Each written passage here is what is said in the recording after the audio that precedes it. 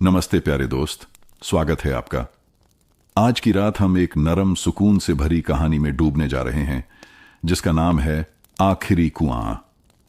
थामपुरा गांव, जहां आसमान महीनों से रूठा हुआ था, बारिश की एक बूंद भी जमीन को नहीं छू पाई थी। खेत भूरे पड़े थे, तालाबों में सिर्फ दरारें बची थीं और कुएं जो कभी हंसी खुशी का सहारा थे अब बस गहरी चुप्पी में डूबे हुए थे। गांव वाले थके हुए कंधों पर गठरियां उठाकर धीरे धीरे शहर की ओर निकलने लगे। पर उसी वीराने में एक आखिरी कुआं अब भी अपनी पुरानी सांसें ले रहा था, मानो किसी को पुकार रहा हो, रुको, अभी सब खत्म नहीं हुआ। ये कहानी सिर्फ पानी की प्यास की नहीं है, ये उन दिनों की झलक है जब जिंदगी की सबसे गहरी राहत सिर्फ एक घड़े भरे पानी और साझा मुस्कान में मिल जाती थी। जैसे जैसे आप इस कहानी को सुनेंगे, आपकी पलकों पर नींद की नर्म चादर उतरती जाएगी और दिल पर एक अजीब सी शांति बरस जाएगी। अगर ऐसी सुकून भरी कहानियां आपके दिल को आराम देती हैं, तो इस जगह को अपना छोटा सा ठिकाना बना लीजिए, जहां हर दिन में एक नई रात, एक नया सपना आपके लिए लोरी की तरह आती है। और हां, बताइए जरा, आप किस शहर और कौन से गांव से सुन रहे हैं और इस वक्त आपकी घड़ी में क्या समय हो रहा है? आपका हर शब्द, हर छोटा सा इशारा इस कहानी को और भी जिंदा कर देता है। तो चलिए, अब कमरे की रोशनी धीमी कर दीजिए, पंखे या हवा की धीमी सरसराहट को सुनिए और आंखें धीरे धीरे बंद कर लीजिए, क्योंकि अब हम चल पड़ते हैं थामपुरा के उस आखिरी कुएं की ओर, जहां पानी नहीं बल्कि नींद का मीठा झरना आपका इंतजार कर रहा है। थामपुरा गांव हमेशा से अपनी हरियाली और समृद्धि के लिए जाना जाता था। गांव के चारों ओर गेहूं, जौ, बाजरे और धान की फसलें लहलहाती थीं। तालाबों में बच्चे नहाते थे और शाम को औरतें पानी भरने के लिए कतार लगातीं तो हंसी ठिठोली से माहौल गूंज उठता था। लेकिन इस बार मौसम ने जैसे उनसे मुंह मोड़ लिया था। लगातार कई महीनों से बारिश नहीं हुई। आकाश पर हर दिन काले बादल मंडराते, पर एक बूंद भी जमीन तक न आती। धरती की दरारें गहरी होती चली गईं, खेत बंजर हो गए, तालाबों में सिर्फ कीचड़ बची और कुएं एक एक करके सूखते चले गए। गांव की गलियों में अब बच्चों की खिलखिलाहट नहीं, बल्कि औरतों की चिंता और मर्दों की झगड़ालू आवाजें सुनाई देने लगीं। हर घर में बस एक ही बात होती, आज पानी कहां से लाएंगे? थामपुरा का सबसे बड़ा कुआं, पुराना पक्का कुआं जो सदियों पहले गांव के पूर्वजों ने बनाया था, अब गांव की आखिरी उम्मीद बन गया था। कहा जाता था कि यह कुआं साधारण नहीं है। दादी नानी की कहानियों में इसे पवित्र बताया जाता। यह कुआं कभी उस इंसान को खाली नहीं लौटाता जो दूसरों की भलाई के लिए पानी मांगता है। पर हकीकत यह थी कि अब वही कुआं बचा था। बाकी सब कुएं तो सूख चुके थे और लोग उसकी ओर ऐसे दौड़ते जैसे डूबते हुए को तिनका मिला हो। सुबह होते ही घड़ों और मटकों की कतार कुएं के पास लग जाती।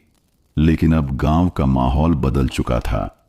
जहां कभी औरतें हंसी मजाक करते हुए पानी भरती थीं, वहीं अब लोग एक दूसरे से बहस और झगड़ा करते। मेरे घर में 3 बच्चे हैं, मुझे ज्यादा पानी चाहिए। हमारे पास मवेशी हैं, तुम्हारे हिस्से से ज्यादा हमें देना पड़ेगा। तुम तो अकेले हो, इतना पानी लेकर क्या करोगे? धीरे धीरे ये झगड़े हाथापाई तक पहुंचने लगे। गांव के बुजुर्ग बीच बचाव करते, लेकिन भूख और प्यास इंसान से धैर्य छीन लेती है। गांव की गलियों में वीरानी छा गई। कई परिवार अपना घर बार छोड़कर पास के कस्बों और शहरों की ओर जाने लगे। जो रह गए वे कुएं पर अपने हिस्से का पानी पाने के लिए रोज नए नए बहाने ढूंढते।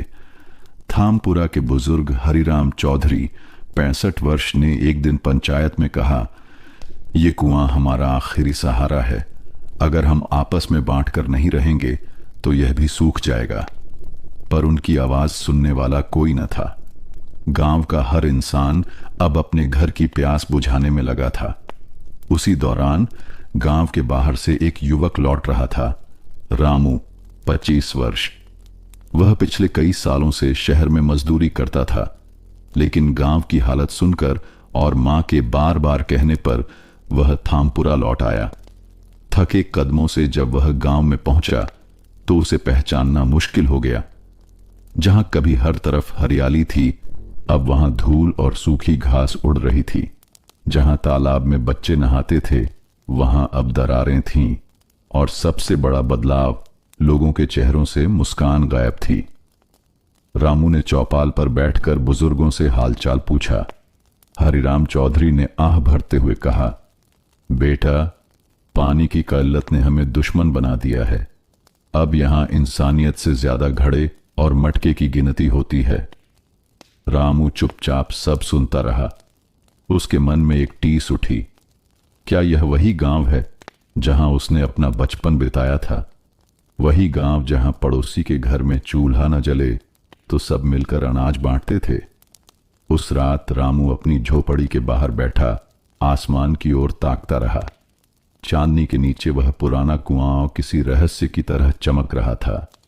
रामू ने मन ही मन सोचा, अगर यह कुआं सचमुच पवित्र है तो शायद अभी भी उम्मीद बाकी है। और यहीं से उसकी सोच की शुरुआत हुई। गांव को सिर्फ पानी नहीं, एकता और भरोसे की भी जरूरत है। सुबह की पहली किरण अभी गांव की टूटी झोपड़ियों और सूखी गलियों पर फैली ही थी कि रामू ने कुएं की ओर कदम बढ़ाए। बचपन में वह भी अपनी मां के साथ पानी भरने आता था, लेकिन तब का माहौल अलग था। हंसी की खनक, बच्चों की शरारतें और घड़ों की टकराहट, सब कुछ मिलकर त्योहार जैसा लगता था। पर आज की तस्वीर बिल्कुल अलग थी। कुएं के पास भीड़ लगी थी। हर घर से औरतें, मर्द और बच्चे घड़े लेकर कतार में खड़े थे। लेकिन यह कतार शांति की नहीं, तनाव की थी। लोग एक दूसरे को धक्का देते, ऊंची आवाज में बहस करते। रामू ने देखा कि गांव का चौधरी लाला जगतार चिल्ला रहा था, मेरे खेत सबसे बड़े हैं, मुझे सबसे ज्यादा पानी चाहिए, ये मेरा हक्का है। वहीं बगल में गोपी, जो दिन रात अपने बैल और गायों की चिंता करता रहता था, कह रहा था, हमारे मवेशी भूख प्यास से मर जाएंगे, पहले हमें पानी दो। सुनीता, जिसकी गोद में बीमार बच्चा था, विनती कर रही थी, मेरे बच्चे को तेज बुखार है, मुझे थोड़ा पानी दे दो, दवा भी पानी के बिना काम नहीं करेगी।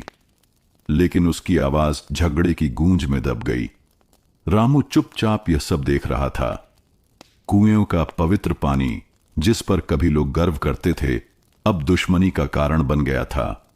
इसी बीच पानी बांटने का जिम्मा संभाल रहे गांव के बुजुर्ग हरिराम चौधरी भीड़ को समझाने की कोशिश करने लगे। भाइयों बहनों, लड़ाई करके क्या मिलेगा? पानी जितना है सबके लिए बराबर बांट लो। लेकिन उनकी आवाज कोई नहीं सुन रहा था। अचानक धक्का मुक्की में गोपी का घड़ा गिरकर टूट गया। पानी की बूंदें धूप में चमककर जमीन में समा गईं। गोपी गुस्से से गरज उठा, यह मेरा नुकसान हुआ है, अब मैं किसी और का घड़ा उठा कर लूंगा। और तभी झगड़ा हाथापाई में बदल गया। कुछ लोग घड़े खींचने लगे, औरतें चिल्लाने लगीं, बच्चे डरकर रोने लगे। रामू आगे बढ़ा और ऊंची आवाज में बोला, बस करो, ये पानी हमारा दुश्मन नहीं, साथी है। अगर ऐसे लड़ोगे तो ये कुआं भी सूख जाएगा। भीड़ कुछ पल के लिए शांत हुई। सबकी नजरें रामू की ओर उठीं। लाला जगतार ने व्यंग्य से कहा, अरे ये तो रामू है, शहर से आया है हमें समझाने। तू तो बरसों से यहां था ही नहीं, अब हमें बताएगा कि पानी कैसे बांटना है। रामू ने बिना गुस्सा किए कहा, मैं भले ही बाहर था, पर यह गांव मेरा है। मैंने भी इसी कुएं का पानी पीकर बड़े बड़े सपने देखे हैं। अगर हम ऐसे ही एक दूसरे से छीनेंगे तो आने वाले दिनों में प्यास ही हमारा भविष्य होगी। लोगों में खुसर फुसर शुरू हो गई। कुछ को रामू की बात सही लगी, पर कुछ अब भी विरोध में थे। हरिराम चौधरी ने धीरे से रामू के कंधे पर हाथ रखा और कहा, बेटा, तू सही कह रहा है, पर यहां सब अपने अपने स्वार्थ में डूबे हैं, कोई सुनना ही नहीं चाहता। रामू ने मन ही मन ठान लिया, अगर गांव को बचाना है तो मुझे कुछ करना होगा, सिर्फ बातें करके हालात नहीं बदलेंगे। उस दिन जब सूरज डूबा तो कुएं के पास थके हुए चेहरे और आधे भरे घड़े ही बचे। लेकिन रामू की आंखों में उम्मीद की लौ जल चुकी थी। उसने सोचा, कुएं का पानी तभी बचेगा जब हम इसे बांटने का सही तरीका निकालेंगे। मुझे लोगों का भरोसा जीतना होगा। और इसी सोच के साथ रामू ने अपनी अगली चाल की योजना बनानी शुरू की। अगली सुबह रामू जल्दी उठ गया। पिछली रात उसने बहुत सोचा था। गांव के लोग आपसी झगड़ों में प्यास से और भी कमजोर हो रहे थे। अगर किसी ने उन्हें रास्ता न दिखाया तो न कुआं बचेगा न गांव। रामू ने सबसे पहले अपने बचपन के दोस्त किशन को ढूंढा। किशन गरीब घर से था, पर दिल से नेक था। बचपन में दोनों साथ खेलते, साथ खेतों में काम करते थे। आज वह भी एक टूटी झोपड़ी में अपने बीमार पिता की सेवा कर रहा था। रामू ने किशन से कहा, किशन, तू देख रहा है ना, लोग पानी के लिए लड़ रहे हैं। अगर ऐसे ही चलता रहा तो गांव खत्म हो जाएगा। किशन ने आह भरते हुए जवाब दिया, सही कह रहा है भाई, पर कोई सुनता ही नहीं। हर कोई बस अपने लिए सोच रहा है। रामू ने उसकी आंखों में देखा और कहा, इसलिए हमें शुरुआत करनी होगी। अगर हम दोनों कुछ नया करेंगे तो शायद बाकी लोग भी मानेंगे। किशन चुप हो गया, फिर धीरे धीरे सिर हिलाया। उस दिन शाम को रामू और किशन कुएं पर गए। वहां पहले से और भी लोग मौजूद थे। सुनीता अपने बीमार बच्चे के लिए पानी लेने आई थी। गोपी अपने मवेशियों के लिए झगड़ने को तैयार बैठा था और लाला जगतार अपनी ठसक में खड़ा होकर सबसे आगे जगह बनाए हुए था। रामू ने सबके बीच ऊंची आवाज में कहा, सुनो गांव वालों, अगर हम इसी तरह पानी बांटते रहे तो ये कुआं भी एक दिन सूख जाएगा। क्यों ना हम सब मिलकर कोई और तरीका निकालें। लाला जगतार ने ताने भरे लहजे में कहा, अरे भाई, हमें नया तरीका सिखाने आया है। तू शहर से लौटा है, लेकिन यहां हालात तुझे पता नहीं। पानी बराबर बांटने की बात करना आसान है, पर हक हर किसी का अलग अलग है। भीड़ में शोर मच गया। कुछ लोग जगतार का समर्थन कर रहे थे, कुछ रामू की बात को सही मान रहे थे। तभी बुजुर्ग हरिराम चौधरी बोले, जगतार, कभी अपने पूर्वजों की कहानियां सुनी हैं? ये कुआं सिर्फ उन्हीं को पानी देता है जो सबके लिए भलाई सोचते हैं। अगर हम लालच करेंगे तो पानी घटेगा। अगर हम मिलकर बांटेंगे तो यह कुआं कभी सूखेगा नहीं। हरिराम की आवाज में अनुभव था, लेकिन फिर भी लोग असमंजस में थे। रामू ने आगे कहा, मेरी एक योजना है। क्यों ना हम तय करें कि हर घर से एक घड़ा पानी हम गांव के पौधों और बचे खेतों में डालेंगे, ताकि हरियाली लौट सके। बाकी पानी हम सबके घरों में बराबर बांट देंगे। यह सुनकर भीड़ में हलचल मच गई। सुनीता ने कांपती आवाज में कहा, अगर खेतों में हरियाली लौट आएगी तो शायद हमारा भविष्य सुरक्षित होगा। मैं तैयार हूं। लेकिन गोपी झल्लाकर बोला, मुझे अपने मवेशियों का पेट भरना है। खेतों में पानी डालकर मुझे क्या मिलेगा? रामू ने उसे समझाया, सोच, अगर खेत हरे होंगे तो चारा भी होगा। तेरे मवेशी भूखे नहीं मरेंगे। गोपी थोड़ी देर चुप रहा। उसके चेहरे पर सोच का भाव आया। भीड़ धीरे धीरे बढ़ रही थी, कुछ लोग समर्थन में, कुछ विरोध में। पर रामू जानता था कि बदलाव आसान नहीं होगा। उसने किशन की ओर देखा और फुसफुसाकर कहा, हमें धीरे धीरे सबको समझाना होगा। पहले कुछ लोग मानेंगे, फिर धीरे धीरे बाकी सब भी। हरिराम चौधरी ने रामू के कंधे पर हाथ रखा। बेटा, तू सही दिशा में सोच रहा है। कोशिश जारी रख। शायद तेरी बातों में ही इस गांव की आखिरी उम्मीद छिपी है। उस रात जब चांदनी ने कुएं के पानी पर चमक बिखेरी, रामू की आंखों में भी एक उम्मीद की चमक थी। वह जानता था कि संघर्ष अभी लंबा है, लेकिन उसने पहला बीज बो दिया था। अगली सुबह सूरज की रोशनी गांव की सूखी गलियों पर बिखरी, लेकिन माहौल अभी भी उदास था। लोग कुएं की ओर बढ़ रहे थे, कुछ पानी की उम्मीद में, कुछ झगड़े की तैयारी में। रामू और किशन भी कुएं की तरफ पहुंचे, लेकिन आज रामू ने तय कर लिया था कि वह सिर्फ बातें नहीं करेगा बल्कि लोगों को अपने साथ जोड़ना शुरू करेगा। कुएं के पास सबसे पहले उसकी नजर सुनीता पर पड़ी। उसका बीमार बच्चा मां की गोद में सुस्त पड़ा था।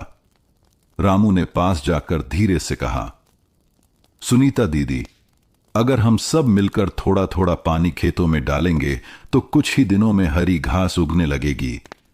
फिर तुम्हारे बच्चे को भी अच्छा दूध और दवा मिल सकेगी। क्या तुम मेरे साथ चलोगी? सुनीता ने थकी आंखों से रामू की ओर देखा। उसकी आंखों में डर भी था और उम्मीद भी। उसने धीमे स्वर में कहा, अगर सचमुच इससे फर्क पड़ेगा तो मैं तैयार हूं। रामू मुस्कुराया। यह उसका पहला कदम था। फिर उसने बच्चों की तरफ रुख किया। गांव के छोटे छोटे लड़के मोहन, पप्पू और गुड़िया घड़ों के छोटे टुकड़ों से खेल रहे थे। रामू ने उन्हें बुलाकर कहा, तुम सब गांव के सबसे तेज और मेहनती बच्चे हो। अगर तुम चाहो तो खेतों में पानी डालने में मेरी मदद कर सकते हो। इससे गांव फिर से हरा भरा हो जाएगा और तुम्हारे खेल के मैदान भी लौट आएंगे। मोहन ने उत्सुकता से पूछा, सच में फिर हम खेतों में दौड़ लगा पाएंगे? रामू ने हंसकर जवाब दिया, हां बिल्कुल, बस तुम्हें मदद करनी होगी। बच्चों ने एक साथ चिल्लाकर कहा, हम तैयार हैं। अब रामू, किशन, सुनीता और तीनों बच्चे मिलकर एक छोटी टोली बन गए। लेकिन यह सब देखकर कुएं के पास खड़ा लाला जगतार मुस्कुराते हुए बोला, वाह रामू, तू बच्चों और औरतों को अपने साथ मिला रहा है। इनसे गांव बचेगा? अरे ये तो बस तेरे सपने हैं। रामू ने शांति से जवाब दिया, जगतार चाचा, बड़े बदलाव छोटे कदमों से ही शुरू होते हैं। अगर गांव साथ दे तो चमत्कार हो सकता है। जगतार ने व्यंग्य से हंसते हुए कहा, ठीक है, देखते हैं तेरा चमत्कार कब होता है। रामू ने उसकी बातों पर ध्यान नहीं दिया। उसने अपने साथियों से कहा, आज से हम सब तय करेंगे कि हर घर से सिर्फ एक छोटा घड़ा पानी खेतों में डालेंगे। अगर लोग खुद नहीं देंगे तो हम अपने हिस्से से देंगे। शाम को जब सूरज ढलने लगा, टोली के लोग कुएं से थोड़ी सी पानी की बाल्टियां भरकर खेत की तरफ गए। सूखी जमीन पर जब पहली बार बूंदें गिरीं तो मिट्टी से हल्की सी सौंधी खुशबू उठी। बच्चे खुशी से चिल्ला उठे, देखो जमीन मुस्कुरा रही है। सुनीता की आंखों में आंसू आ गए। उसने कहा, शायद यही सही रास्ता है। किशन ने रामू की ओर देखा और बोला, भाई शुरुआत हो गई है, अब बस धैर्य रखना होगा। रामू ने आसमान की ओर देखते हुए मन ही मन कहा, हे भगवान, अगर ये कुआं सचमुच पवित्र है तो हमारी कोशिशों को सफल बना। और उस रात जब हवा थोड़ी ठंडी चली, कुएं के पानी की सतह अजीब तरह से चमकने लगी, जैसे वह किसी राज का इशारा कर रही हो। अगली सुबह गांव में अजीब हलचल थी। खेतों की ओर जाते हुए कुछ लोगों ने देखा कि मिट्टी पर नमी की पतली परत चमक रही थी। जहां कल तक धूल ही धूल थी, वहां हल्की हरियाली की झलक दिखाई देने लगी थी। गोपी ने यह देखकर चौंकते हुए कहा, यह कैसे हो गया? रात तो बारिश भी नहीं हुई। बगल में खड़े एक बूढ़े किसान ने धीमे स्वर में कहा, सुना है रामू और उसके साथियों ने कुएं से पानी निकालकर खेतों में डाला है। यह बात पूरे गांव में फैल गई। कुछ लोगों के चेहरों पर उम्मीद जगी, लेकिन कई लोग भड़क उठे। दोपहर होते होते कुएं पर भीड़ इकट्ठी हो गई। सबसे आगे लाला जगतार खड़ा था। उसने ऊंची आवाज में कहा, सुनो सब लोग, ये रामू अपनी मनमानी कर रहा है। पानी हमारे घरों और मवेशियों के लिए है, खेतों में बहाने के लिए नहीं। अगर ऐसे ही चलता रहा तो हमारा हिस्सा कम हो जाएगा। भीड़ में से कई लोग उसकी बात मानने लगे। गोपी भी बोला, हां, हमें पहले अपने मवेशियों और बच्चों का ख्याल रखना है, खेत तो बाद में भी संभल सकते हैं। लेकिन तभी सुनीता आगे बढ़ी और बोली, तुम सबने खेतों की हालत देखी है। अगर हरियाली ही नहीं रहेगी तो कल को खाना कहां से आएगा? सिर्फ घड़ों का पानी पीकर क्या जी पाओगे? हम सबको जीने के लिए अनाज भी चाहिए। भीड़ में सन्नाटा छा गया। औरत की जुबान से इतनी हिम्मत की बात सुनकर कई लोग हैरान रह गए। रामू ने इस मौके को भांपते हुए कहा, हमने कल सिर्फ एक घड़ा पानी खेतों में डाला और देखो, धरती ने मुस्कुराना शुरू कर दिया। सोचो, अगर हर घर से रोज एक घड़ा पानी खेतों को मिले तो गांव फिर से हरा भरा हो जाएगा। और चमत्कार देखना, कुआं भी कभी सूखेगा नहीं। भीड़ में खुसर पुसर होने लगी। कुछ लोग हामी भरने लगे, पर लाला जगतार चुप नहीं बैठा। वह गरजते हुए बोला, यह सब धोखा है। कुआं जितना है उतना ही रहेगा, पानी बढ़ेगा नहीं। और अगर यह प्रयोग फेल हुआ तो हम सब भूखे मरेंगे। मैं अपने हिस्से का पानी खेत में कभी नहीं डालूंगा। उसकी बात पर आधे लोग उसके पीछे खड़े हो गए, लेकिन तभी हरिराम चौधरी ने धीरे धीरे आगे बढ़कर कहा, जगतार, याद कर, हमारे पूर्वजों ने कहा था कि यह कुआं पवित्र है। यह सिर्फ उन्हीं का साथ देता है जो सबकी भलाई सोचते हैं। अगर हम स्वार्थ छोड़ देंगे तो यह कुआं हमें निराश नहीं करेगा। हरिराम की बातों में गहराई थी। कुछ लोगों ने सिर झुका लिया। रामू ने अपनी टोली, किशन, सुनीता और बच्चों की तरफ देखा। उसने ऊंची आवाज में कहा, मैं जानता हूं बदलाव आसान नहीं है, लेकिन मैं अपने हिस्से का पानी खेत में डालूंगा, चाहे कोई साथ दे या ना दे। और अगर इसमें मेरी जान भी चली गई तो भी मुझे अफसोस नहीं होगा। रामू के शब्दों ने कई दिलों को हिला दिया। बच्चों ने हाथ उठाकर कहा, हम भी अपने हिस्से से देंगे। सुनीता ने दृढ़ आवाज में कहा, मैं भी दूंगी। किशन ने मुस्कुराकर कहा, भाई, मैं तेरे साथ हूं। भीड़ अब दो हिस्सों में बढ़ चुकी थी। एक तरफ विरोध करने वाले, दूसरी तरफ उम्मीद जगाने वाले। शाम को जब टोली फिर से कुएं से पानी लेकर खेतों की ओर चली तो गांव के आधे लोग तमाशा देखने पीछे पीछे आ गए। सबकी आंखें मिट्टी पर टिक गईं।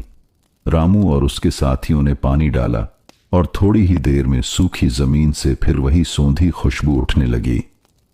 लोगों ने महसूस किया कि मिट्टी की दरारें जैसे सांस ले रही हों। कुछ देर चुप्पी रही। फिर भीड़ में से किसी ने धीरे से कहा, शायद सचमुच यही रास्ता है। गांव की खुली चौपाल में आज एक अलग ही हलचल थी। सूखी हवा के बीच लोग इकट्ठा हुए थे और सबकी नजरें पंचायत पर लगी थीं। रामू, दादा ठाकुर, मुनि पंडित, शंकर, सीता, गोविंद, हर कोई अपनी अपनी सोच और चिंता लेकर आया था। बीच में बैठा था पुराना लोहे का घंटा, जिसे बजाकर गांव की पंचायत की शुरुआत की जाती थी। दादा ठाकुर ने आगे बढ़कर वह घंटा बजाया। घंटी की आवाज सुनते ही सबका ध्यान वहीं टिक गया। दादा ठाकुर बोले, भाइयों बहनों, आज का दिन हम सब के लिए अहम है। कुआं अब भी पानी दे रहा है, मगर सवाल यह है कि कितने दिन तक देगा। अगर हम सबने मिलकर कोई रास्ता ना निकाला तो आने वाली पीढ़ी हमें माफ नहीं करेगी। शंकर ने तुरंत बात काटी, दादा ठाकुर, रास्ता निकालना आसान नहीं है। हर घर प्यासा है और हर कोई कहता है कि पहले उसका हक है। जब कुआं ही आखिरी है तो बराबरी कैसे हो सकती है? मुनि पंडित ने हाथ उठाते हुए कहा, मैंने शास्त्रों में पढ़ा है, पानी सबका हक है। पर अगर हम सिर्फ अपने अपने घर की प्यास बुझाएंगे और खेत पौधों को न देंगे तो आने वाले दिनों में गांव उजड़ जाएगा। रामू अब तक चुप बैठा था। सबकी नजरें उस पर टिक गईं। रामू ने धीरे से कहा, दादा ठाकुर, पंडित जी और सब लोग, मुझे एक बात कहनी है। जब मैं बाहर काम करता था तो वहां मैंने देखा कि लोग मिलकर पानी बचाते हैं। अगर हर घर से एक घड़ा पानी गांव के खेत और पौधों को दिया जाए तो हरियाली वापस आ सकती है। खेत हरे रहेंगे तो कुएं का पानी भी साथ देगा। बाकी पानी बराबर बांट दिया जाए, इससे किसी को भी अकेले नुकसान नहीं होगा। गांव में खुसर पुसर होने लगी। गोविंद ने कहा, रामू, ये सुनने में तो अच्छा लगता है, मगर अगर लोग मानने को तैयार न हुए तो? रामू ने दृढ़ आवाज में जवाब दिया, अगर हम अभी भी झगड़ते रहे तो कुछ दिन बाद न कुआं बचेगा न गांव। हमें तय करना होगा कि हम स्वार्थ में डूबेंगे या मिलकर जिएंगे। कुछ देर सन्नाटा छाया रहा।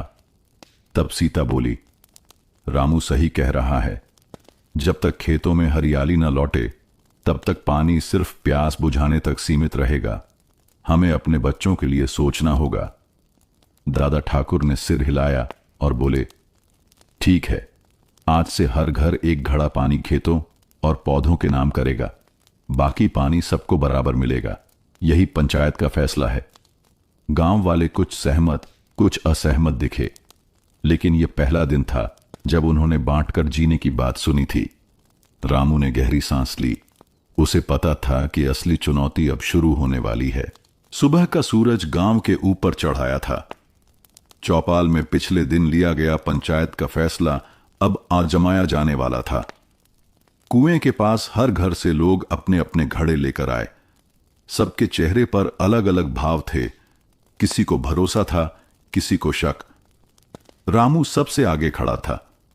उसने खुद अपने घर का पहला घड़ा उठाकर कुएं से भरा और खेतों के लिए रखे बड़े मटके में डाल दिया। यह घड़ा गांव के खेतों और पौधों के नाम, रामू ने ऊंची आवाज में कहा। सीता भी आई और उसने भी अपना घड़ा मटके में उंडेल दिया। वह बोली, अगर हम औरतें पानी बचाने में मदद न करें तो घर आंगन और खेत दोनों सूख जाएंगे। भीड़ में कुछ लोग बड़बड़ाए। गोविंद ने असहमति जताई। मेरा कुआं भरने में सबसे ज्यादा हिस्सा जाता है। क्यों मैं भी बराबर घड़ा दूं? मेरे घर में लोग ज्यादा हैं। रामू उसकी तरफ बढ़ा और बोला, गोविंद, अगर तेरे खेत हरे रहेंगे तो तेरा घर भी जिंदा रहेगा। सोच, अगर हर कोई ऐसा सोचने लगे तो कोई भी खेत पानी न पाएगा। गोविंद चुप हो गया, मगर उसकी आंखों में असंतोष साफ झलक रहा था। शंकर ने आगे बढ़कर कहा, देखो भाइयों, मैंने भी सोचा था कि यह नया नियम बेकार है, मगर कल रात मैंने अपने बच्चों को प्यासा देखा। अगर गांव के खेत हरे होंगे तो आने वाले बरसों में कुआं सूखने नहीं देगा। मैं अपना घड़ा देता हूं। इतना सुनते ही भीड़ में हलचल हुई। लोग धीरे धीरे अपने घड़े डालने लगे। हर घर से एक एक घड़ा मटके में भरा गया। खेतों और पौधों के लिए यह पहला दिन था जब गांव ने सचमुच मिलकर पानी दिया। लेकिन सबकी आंखों में सवाल भी थे। क्या यह तरीका लंबे समय तक चल पाएगा? रामू ने खेतों की तरफ देखा, जैसे मिट्टी से वादा कर रहा हो। आज हमने शुरुआत की है, कल इसी पानी से हरियाली लौटेगी। भीड़ छौंटने लगी, पर पीछे खड़ा गोविंद अभी भी बड़बड़ा रहा था। देखते हैं ये तरीका कब तक चलता है। गांव में उम्मीद भी थी और शक भी, लेकिन कहानी अब एक नए मोड़ पर पहुंच चुकी थी। गांव के खेतों में आज एक अलग ही नजारा था। सुबह की हल्की धूप में मिट्टी कुछ नम दिखाई दे रही थी। कल पूरे गांव ने मिलकर जो पानी बांटा था, उसका असर धीरे धीरे दिखने लगा था। रामू खेत की मेड़ पर खड़ा होकर मिट्टी को ध्यान से देख रहा था। अचानक उसकी नजर छोटी सी हरी कोंपल पर पड़ी। उसकी आंखें चमक उठीं। देखो, यह हमारी मेहनत का पहला निशान है, उसने खुशी से आवाज लगाई। सीता दौड़कर आई और कोंपल को झुककर देखा। उसके चेहरे पर मुस्कान फैल गई। मिट्टी ने हमारी पुकार सुन ली है रामू। ये कोंपल तो जैसे नई उम्मीद है। खबर पूरे गांव में फैल गई। बच्चे दौड़ते हुए खेतों की तरफ आए। औरतें झुंड बनाकर कोंपलों को देखने लगीं। सबके चेहरों पर लंबे समय बाद खुशी झलक रही थी, मगर इस खुशी के बीच गोविंद चुपचाप खड़ा रहा। उसने अपने खेत की तरफ देखा। वहां अभी तक कोई कोंपल नहीं निकली थी। वह भीतर ही भीतर खींच गया। मेरा पानी सबसे ज्यादा गया, फिर भी मेरे खेत सूखे क्यों पड़े हैं? उसने बड़बड़ाते हुए कहा। शंकर ने गोविंद की बात सुन ली। उसने कंधे पर हाथ रखते हुए कहा, भाई हिम्मत रख, हर मिट्टी की अपनी चाल होती है। तेरे खेत भी हरियाले होंगे, बस थोड़ा धैर्य चाहिए। पर गोविंद के मन में शक और गुस्सा बढ़ने लगा। उसे लगने लगा कि कहीं पंचायत में उसके साथ अन्याय तो नहीं हो रहा। उसी समय गांव की औरतों का एक समूह आया। उनमें से एक बोली, आज कॉम्प्लेन निकली हैं तो हमें मिलकर इनकी रक्षा करनी होगी, नहीं तो जानवर इन्हें खा जाएंगे। रामू ने सिर हिलाकर कहा, ठीक कहती हो, अब काम पानी बांटने पर ही खत्म नहीं होता, हमें खेतों की रखवाली भी करनी होगी। गांव के लोग एकजुट होकर खेतों के चारों ओर कांटों की झाड़ियां लगाने लगे। बच्चे मिट्टी से ढेरी बनाकर मेड़ मजबूत करने लगे। सूरज ढलने तक खेत में हल्की हल्की हरियाली उभर आई। गांव की आंखों में पहली बार यह भरोसा जगा कि शायद यह नया तरीका काम कर जाएगा। लेकिन जब रात घिरी, उसी समय गोविंद अकेले अपने घर की ओट में बैठा सोच रहा था, अगर मेरे खेत ऐसे ही खाली रह गए तो मैं कब तक सबका साथ दूंगा। शायद मुझे अपना रास्ता खुद निकालना होगा। उसके चेहरे पर छाया और शक की परछाई साफ थी। सुबह की पहली किरणें गांव के ऊपर फैली थीं, लेकिन हवा में उत्साह की जगह हल्की बेचैनी थी। कल की कोंपलों ने उम्मीद जगाई थी, मगर गोविंद के मन का बोझ रात भर और गहरा हो गया था। गोविंद खेत की मेड़ पर खड़ा होकर दूर तक फैली हरियाली देख रहा था। दूसरों के खेतों में छोटी छोटी कोंपलें सिर उठा रही थीं, लेकिन उसके खेत अब भी खाली पड़े थे। उसके चेहरे पर शिकन साफ झलक रही थी। इतना पानी मैंने दिया, फिर भी मेरे खेत क्यों सूखे पड़े हैं? गोविंद ने खुद से कहा। उसी वक्त रामू उसके पास आया। भाई, मन छोटा मत कर, तेरे खेत भी हरे होंगे, थोड़ी देर लगेगी बस। लेकिन गोविंद ने तिक्त स्वर में जवाब दिया, देर? कब तक? सबके खेत हरे हैं, बस मेरा ही बंजर क्यों? कहीं ऐसा तो नहीं कि पंचायत ने मुझे पानी ही कम दिया हो? रामू चौंक गया। ऐसी बातें मत कर गोविंद, पानी सबको बराबर मिला है, हमने मिलकर बांटा था। तभी वहां शंकर और सीता भी आ पहुंचे। शंकर ने शांत स्वर में कहा, गोविंद, मिट्टी का मिजाज अलग होता है। तेरा खेत थोड़ा ऊंचा है, शायद ज्यादा पानी सोख गया हो, हम सब मिलकर मदद करेंगे। लेकिन गोविंद का गुस्सा अब और भड़क उठा। मदद? मदद तो तब होती जब सच में बराबरी होती। तुम सबने मेरे हिस्से का पानी अपने खेतों में डाल दिया है, तभी तो तुम्हारे खेत हरे और मेरे खाली हैं। यह सुनकर औरतें और बच्चे जो आसपास खड़े थे आपस में फुसफुसाने लगे। गांव में पहली बार किसी ने पानी बांटने पर शक जताया था। सीता ने नरम स्वर में कहा, गोविंद, तेरे शब्द बहुत भारी हैं। गांव का भरोसा इन कोंपलों की तरह नाजुक है। अगर शक की हवा चली तो यह भरोसा टूट जाएगा। लेकिन गोविंद ने सिर झटकते हुए कहा, मुझे अब भरोसा नहीं, मैं अपना रास्ता खुद निकालूंगा, चाहे पंचायत माने या ना माने। यह कहकर वह तेज कदमों से वहां से चला गया। लोग खामोश रह गए। पहली बार गांव की एकता पर सवाल उठ खड़ा हुआ था।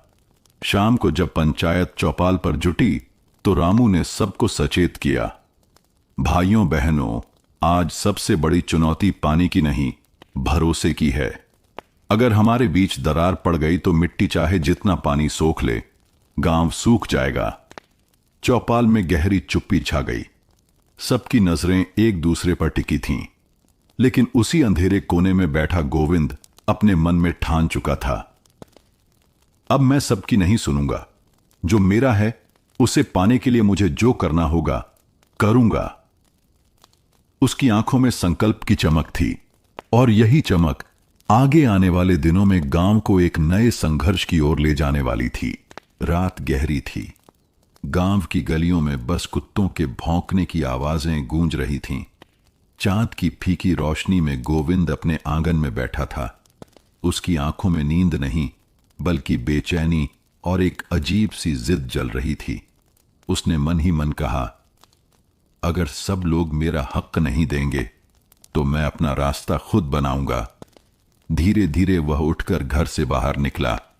हाथ में फावड़ा और एक पुरानी बाल्टी थी। वह खेतों की तरफ बढ़ गया। गांव के कुएं के पास जाकर उसने चारों ओर देखा। हर ओर सन्नाटा था। गोविंद ने कुएं से पानी निकालना शुरू किया और उसे अपने खेत की ओर बहाने लगा। यह काम आसान नहीं था, लेकिन उसकी जिद ने उसे थकने नहीं दिया। सुबह होते होते उसके खेत की मेड़ गीली दिखने लगी। दूर से देखने पर लगता था जैसे रात में यहां बारिश हुई हो, लेकिन गांव वालों की नजर से यह बात छुपी नहीं रह सकी। सबसे पहले रामू ने देखा और चौंक पड़ा। अरे, ये कैसे हो गया? कल तक तो गोविंद का खेत बिल्कुल सूखा था और अब देखो मिट्टी भीगी हुई है। कुछ ही देर में शंकर, सीता और बाकी गांव वाले भी जमा हो गए। सब एक दूसरे की ओर देखने लगे। शंकर ने गंभीर स्वर में कहा, यह तो कुएं का पानी है।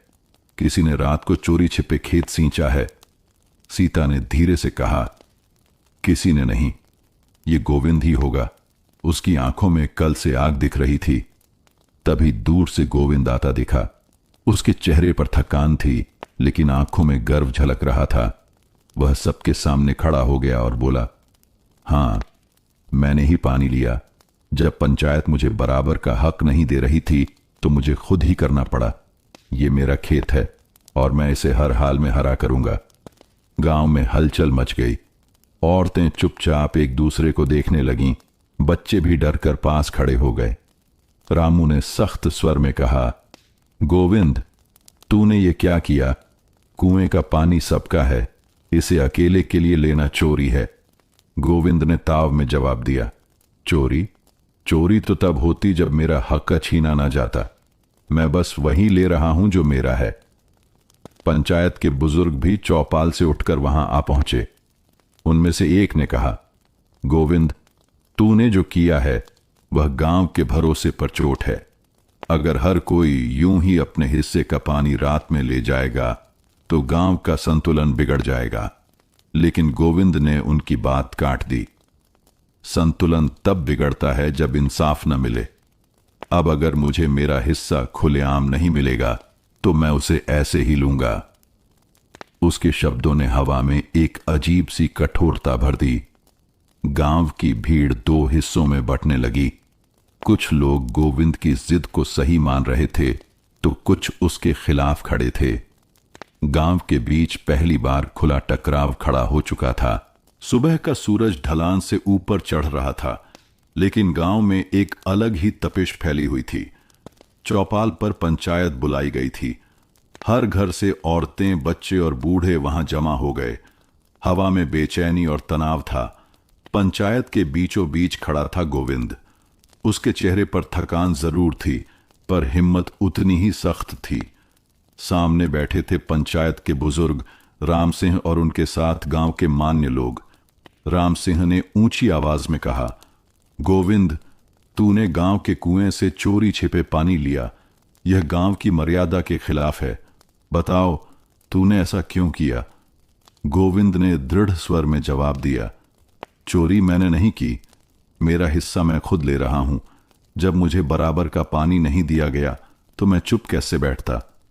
भीड़ में से आवाज आई। रामू ने कहा, अगर हर कोई ऐसा करने लगेगा तो कुआं सूख जाएगा। गोविंद की यह हरकत हम सबके लिए खतरा है। लेकिन तभी सीता खड़ी हो गई। उसके चेहरे पर डर भी था और साहस भी। उसने कहा, रामू, खतरा तब और बढ़ेगा जब इंसाफ ना होगा। गोविंद ने जो किया वह गलत था, लेकिन उसका कारण सही है। हमें देखना चाहिए कि पानी बांटने में बराबरी क्यों नहीं हुई। गांव वाले फुसफुसाने लगे। कुछ ने सिर हिलाया, कुछ ने आंखें फेर लीं। तभी शंकर ने कहा, गोविंद की जिद ठीक है, पर तरीका गलत। अगर सबको बराबरी चाहिए तो पंचायत को नया नियम बनाना होगा।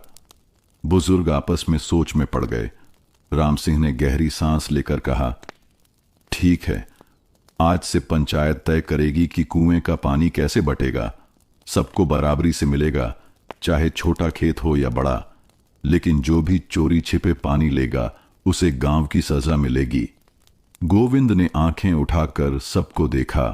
उसके चेहरे पर हल्की सी राहत झलकने लगी, लेकिन भीतर एक सवाल अब भी सुलग रहा था।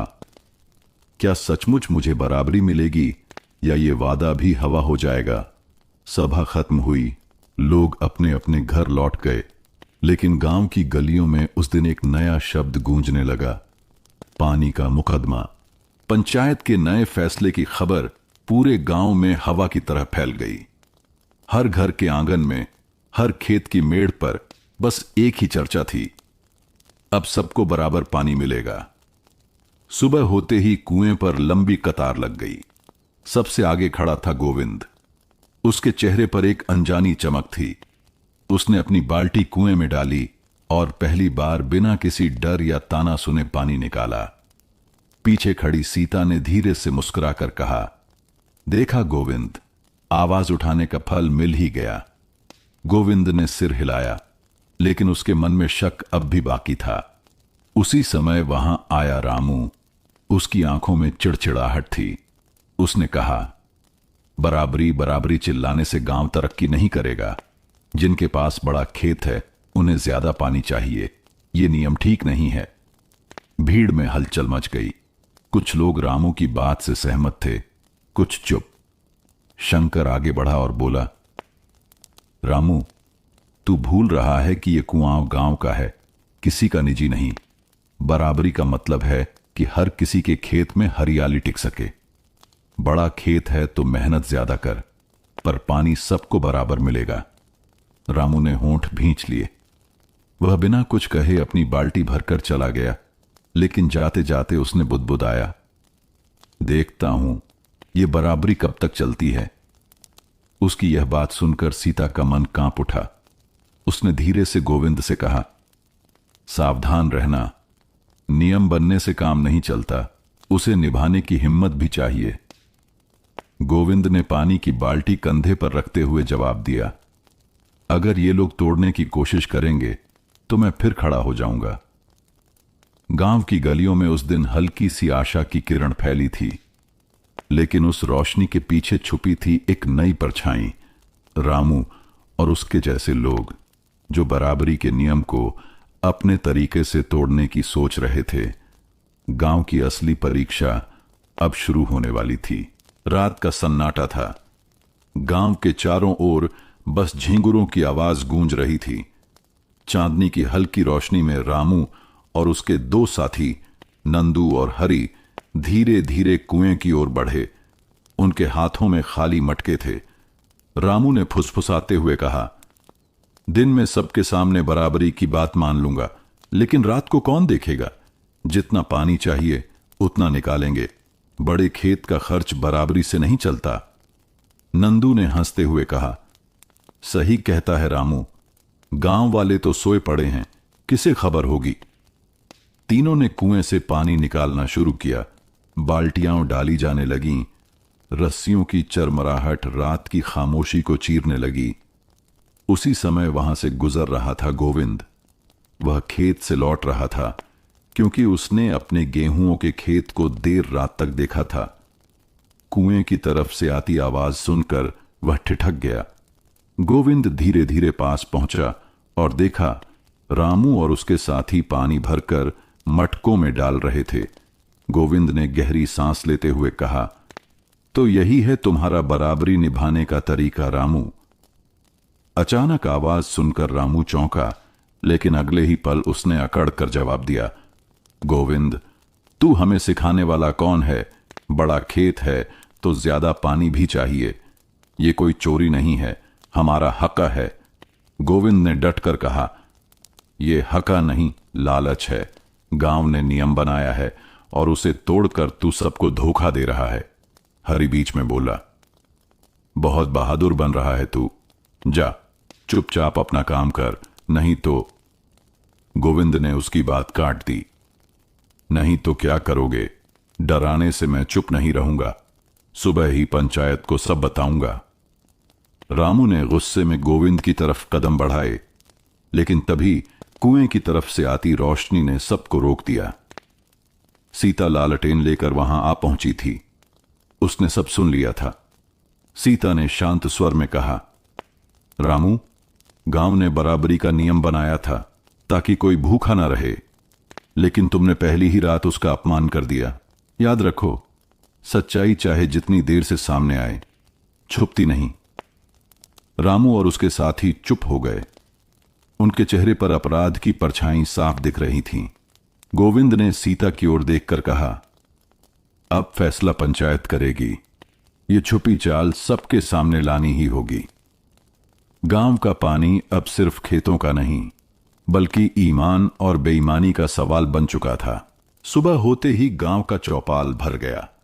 नीम के पेड़ के नीचे पंचायत की बैठक बुलाई गई। सभी गांव वाले चुपचाप जमा हुए। हर किसी के चेहरे पर चिंता और गुस्सा था। गोविंद सबसे आगे खड़ा होकर बोला, पंचायत के सामने मैं सच्चाई रखता हूं। रात को मैंने अपनी आंखों से देखा, रामू, नंदू और हरि कुएं से छुपकर पानी निकाल रहे थे। ये नियम तोड़ना है और गांव के साथ धोखा करना है। गांव में हलचल मच गई। कुछ लोग आपस में बड़बड़ाने लगे। रामू ने तुरंत सफाई दी, गोविंद झूठ बोल रहा है, हम तो बस अपने हिस्से का पानी ले रहे थे। बड़ा खेत है तो ज्यादा पानी चाहिए ही। पंचायत के बुजुर्ग रघुनाथ ने सख्त स्वर में कहा, रामू, गांव का फैसला था कि हर खेत को बराबर पानी मिलेगा। बड़ा छोटा खेत देखकर नहीं, जरूरत देखकर। और तुमने ये नियम तोड़ा। सीता आगे आई और बोली, मैंने भी अपनी आंखों से देखा था। रामू और उसके साथी रात में पानी भर रहे थे। जब सब सोए थे तब ये चाल चली गई। अगर आज हम चुप रहे तो कल कोई और यही करेगा। गांव वाले एक स्वर में कहने लगे, सच है, सच है। नंदू और हरि झुककर चुप खड़े रहे, लेकिन रामू अब भी अकड़ दिखाने की कोशिश कर रहा था। रामू बोला, तो क्या हुआ?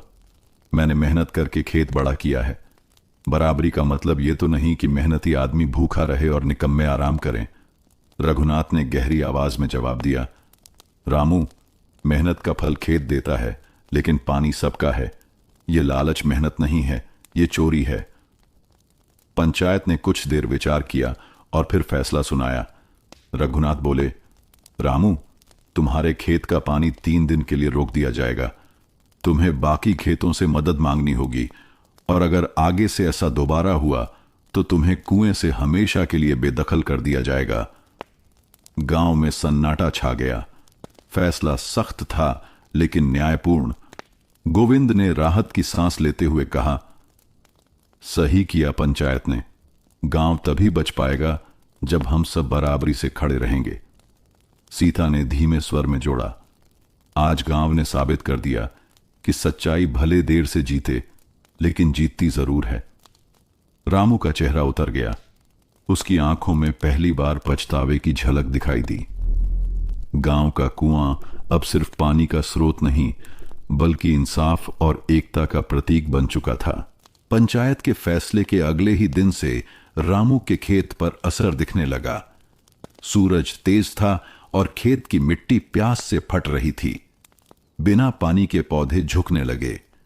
रामू हाथ में लोटा ली कुएं तक आया, लेकिन जैसे ही उसने रस्सी पकड़नी चाहिए, रघुनाथ ने सख्ती से कहा, रामू, पंचायत का आदेश मत भूलो। 3 दिन तक तुम्हें पानी लेने की इजाजत नहीं है। रामू ने झुकी नजरों से रस्सी छोड़ दी। उसके चेहरे पर गुस्सा और बेबसी दोनों थे। गांव के लोग चुपचाप देख रहे थे। तभी सीता ने धीरे से कहा, रामू, यह सजा तुम्हें अकेला करने के लिए नहीं, बल्कि यह समझाने के लिए है कि गांव के नियम सबके लिए बराबर हैं। रामू ने कोई जवाब नहीं दिया और चुपचाप अपने खेत की ओर लौट गया। शाम ढलते ही गोविंद अपने खेत से होकर रामू के खेत की तरफ गया। उसने देखा कि पौधे सचमुच मुरझा रहे थे। रामू, देख, मैं जानता हूं गलती तुझसे हुई है, लेकिन खेत और अनाज का कोई कसूर नहीं। अगर तू चाहे तो मैं अपने खेत से थोड़ा पानी तेरे खेत में डाल दूं। रामू ने चौंक कर देखा और धीरे से बोला, पंचायत का डर नहीं है तुझे? गोविंद मुस्कुराया, पंचायत ने तुझे सजा दी है, तेरे खेत को नहीं। मदद करना मनुष्य का धर्म है। इतना कहकर गोविंद ने अपने खेत से पानी की नाली रामू के खेत की तरफ मोड़ दी। थोड़ी देर में सूखी जमीन में नमी लौटने लगी। ये दृश्य देख हरि और नंदू भी आगे आए। हरि बोला, भाई, हम भी मदद करेंगे। अगर तेरे खेत सूख गए तो गांव की फसल भी अधूरी रह जाएगी। रामू की आंखें भर आईं। उसने पहली बार नम्र होकर कहा, मैंने गलत किया था, मैं सोचता था कि मेहनत अकेले मेरी है, लेकिन अब समझा हूं बिना गांव के कोई अकेला नहीं उग सकता। सीता ने पास खड़े होकर कहा, यही समझ सबसे बड़ी फसल है रामू। पानी से खेत हरे होंगे और दिल से गांव। रात को चांदनी खेतों पर बिखरी हुई थी। कुआं अब भी पंचायत की नजरों में सख्ती से बंधा था, लेकिन गांव वालों के दिल में इंसानियत की धारा खुल चुकी थी। 3 दिन पूरे हुए। चौपाल पर फिर से पंचायत बैठी। गांव के लोग इकट्ठा थे। इस बार माहौल पहले से शांत था। रघुनाथ ने सबसे पहले कहा, रामू, तेरी सजा पूरी हो गई है। अब तू कुएं से पानी ले सकता है, लेकिन पंचायत चाहती है कि तू अपनी गलती मानकर गांव के सामने कुछ कहे। रामू उठकर खड़ा हुआ। उसकी आवाज धीमी थी, लेकिन शब्द साफ थे। भाइयों बहनों, मैंने गलती की थी। मैंने सोचा था कि मैं अकेले अपने खेत का मालिक हूं, लेकिन सच्चाई यह है कि खेत सिर्फ मेरा नहीं, गांव का है। अगर मैं दूसरों का हक छीनूंगा तो अपनी मेहनत भी सूख जाएगी। अब मैं वादा करता हूं कि कुएं का पानी सब में बराबर बांटूंगा। गांव में हल्की फुसफुसाहट हुई। सीता ने मुस्कुराकर कहा, गलती मान लेना ही सबसे बड़ी जीत होती है रामू। तभी गोविंद ने आगे बढ़कर कहा, पंचायत, मैं गवाह हूं कि इन 3 दिनों में रामू ने धैर्य रखा और शिकायत नहीं की, बल्कि कल तो उसने मेरे खेत में मजदूरी करके मदद भी की। मुझे लगता है अब वो सचमुच बदल गया है। हरि ने भी हामी भरी। हां, ये सच है। अब हम सब एक दूसरे का साथ देंगे। पंचायत ने आपस में थोड़ी चर्चा की और फिर रघुनाथ ने घोषणा की, ठीक है, रामू को अब कुएं का पानी लेने की पूरी इजाजत है और आने वाले दिनों के लिए पंचायत तय करती है कि हर खेत को पानी बंटवारे के हिसाब से दिया जाएगा। कोई भी किसान अकेले इसका मालिक नहीं होगा। गांव वालों ने ताली बजाकर इस फैसले का स्वागत किया। रामू ने हाथ जोड़कर सबको प्रणाम किया। मैं आभारी हूं। अब मैं अपने हिस्से से ज्यादा पानी नहीं लूंगा और अगर कभी किसी को जरूरत पड़ी तो मैं मदद करने के लिए सबसे आगे रहूंगा। उस दिन चौपाल से लौटते वक्त गांव के चेहरे पर एक सुकून था। कुआं अब सिर्फ पानी का स्रोत नहीं, बल्कि बराबरी और साझेदारी का प्रतीक बन चुका था। रात में चांदनी के नीचे नंदू ने धीरे से कहा, गांव अब सचमुच बदलेगा। यहां अब झगड़े नहीं, साझेदारी होगी। सीता ने आसमान की ओर देखते हुए जवाब दिया, हां नंदू, पानी ने हमें जोड़ दिया है, जैसे धरती और आसमान मिलकर बारिश लाते हैं। सुबह की पहली किरणों के साथ ही कुएं पर हलचल शुरू हो गई। गांव की औरतें घड़े लेकर पानी भरने आईं। अब कोई जल्दी में नहीं था, कोई धक्का मुक्की नहीं। सब अपनी बारी से खड़े थे। सीता ने पानी भरते हुए मुस्कुराकर गंगा से कहा, देख तो अब कितनी शांति है। पहले तो रोज झगड़ा हो जाता था। गंगा ने सिर हिलाकर जवाब दिया, हां दीदी, लगता है जैसे कुआं भी चैन की सांस ले रहा हो। उधर खेतों की ओर रामू अपने हल को कंधे पर उठाए जा रहा था। रास्ते में उसकी मुलाकात गोविंद से हुई। गोविंद ने हंसकर कहा, आज पानी बराबर बांटा जाएगा। अब खेत सूखने का डर नहीं रहा। रामू ने गंभीर होकर कहा, हां भाई, मैं अब समझ गया हूं कि पानी अकेले का नहीं, सबका है। अब जब जब मेरी जमीन हरी होगी, मुझे लगेगा कि गांव का हर खेत हरा हो रहा है। दिन भर खेतों में काम चला। हरि ने कुएं के पास बैठकर बंटवारे की देखरेख की। हर घड़े का हिसाब लिखा जा रहा था। किसी को भी शिकायत का मौका नहीं मिल रहा था। शाम को चौपाल पर रघुनाथ ने गांव वालों को बुलाकर कहा, आज पहला दिन था। सबने नियम का पालन किया। यही साथ अगर बना रहा तो आने वाले बरसों तक हमारे गांव में न तो पानी की कमी होगी और न ही रिश्तों की। नंदू आगे आया और बोला, चौधरी, अगर हम मिलकर खेतों में तालाब भी बना लें तो बरसात का पानी भी बचाया जा सकता है। इससे आने वाले सालों में और आसानी होगी। गांव के लोग उसकी बात सुनकर चौंके। सीता ने मुस्कुराकर कहा, देखो, छोटे नंदू ने बड़ी बात कही है। यही सोच आगे बढ़ाएगी हमारे गांव को। सबने मिलकर तालाब बनाने की योजना बनाने का फैसला किया। उस रात जब चांद आसमान पर फैला हुआ था, गांव के हर घर में एक नई आशा थी। कुआं अब सिर्फ पानी बांटने का नियम नहीं, बल्कि भविष्य की नई योजनाओं का केंद्र बन गया था। रामू अपने घर के बाहर खड़ा आसमान देख रहा था। उसके होंठों पर हल्की मुस्कान थी। आज सच में लगा, मैं अकेला नहीं हूं, मैं गांव का हिस्सा हूं। सुबह का सूरज उगा ही था कि गांव में ढोल बजा। रघुनाथ ने चौपाल पर सबको इकट्ठा कर कहा, आज से तालाब का काम शुरू होगा। यह काम किसी एक का नहीं, सबका है। हर हाथ लगना चाहिए, तभी यह पूरा होगा। रामू ने सबसे पहले आगे आकर कहा, मैं अपनी बैलगाड़ी से मिट्टी ढोऊंगा। जितनी जरूरत होगी उतनी बार चक्कर लगाऊंगा। गंगा ने तुरंत कहा, औरतें भी पीछे नहीं रहेंगी, हम सब मजदूरों के लिए खाने पीने का इंतजाम करेंगी। सीता ने हंसते हुए जोड़ा, हां, और अगर किसी की ताकत जवाब दे तो मीठी लस्सी भी मिलेगी। गांव वालों में उत्साह भर गया। कुएं के पास की जमीन चुनी गई जहां बरसात का पानी जमा हो सके। सबसे पहले गोविंद और हरि ने कुदाल उठाई और मिट्टी काटनी शुरू की। नंदू मिट्टी का ढेर देखकर बोला, देखना, यह तालाब हमारा भविष्य बनेगा। बरसात में जब पानी भरेगा तो बच्चों के लिए मछलियां पालना भी आसान होगा। सब हंस पड़े। शाम तक गांव की तस्वीर बदल गई। बच्चे मिट्टी के ढेर पर खेल रहे थे। औरतें पानी के घड़े लिए काम करने वालों को तसल्ली दे रही थीं और मर्द मिलकर खाई गहरी कर रहे थे। हरि ने मिट्टी काटते हुए पसीना पोंछा और कहा, इतनी मेहनत मैंने अपनी जमीन के लिए भी नहीं की होगी, लेकिन आज यह मेहनत गांव के लिए है तो मन हल्का लग रहा है।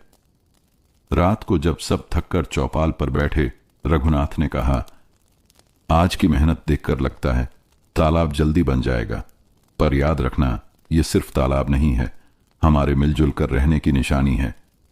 रामू ने सिर उठाकर आसमान देखा और बोला, पहले मैं सोचता था मेरा खेत, मेरा कुआं, आज समझ आया मेरा गांव ही मेरा सबसे बड़ा खेत है।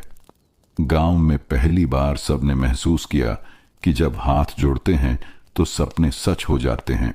आसमान पर काले बादल छा गए थे। हवा में मिट्टी की खुशबू तैर रही थी। गांव वाले चौपाल पर बैठे आसमान को देख रहे थे। रामू ने हंसते हुए कहा, लगता है भगवान हमारे तालाब को खाली नहीं रहने देगा। जैसे ही पहली बूंद गिरी, बच्चों ने तालियां बजाईं। सीता दौड़कर बाहर आई और हाथ फैलाकर बूंदों को पकड़ने लगी। गंगा बोली, सालों बाद ये पहली बरसात इतनी प्यारी लग रही है। अब की बार पानी को देखते ही दिल भर आता है। धीरे धीरे बारिश तेज हुई। सब लोग तालाब की ओर भागे। मिट्टी से बनी चौड़ी खाई अब पानी से भरने लगी।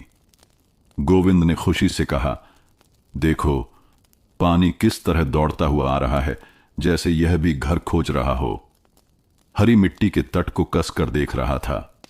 उसने कहा, अगर यह तट टिक गया तो आने वाले सालों तक यह तालाब हमारे गांव को तृप्त करता रहेगा।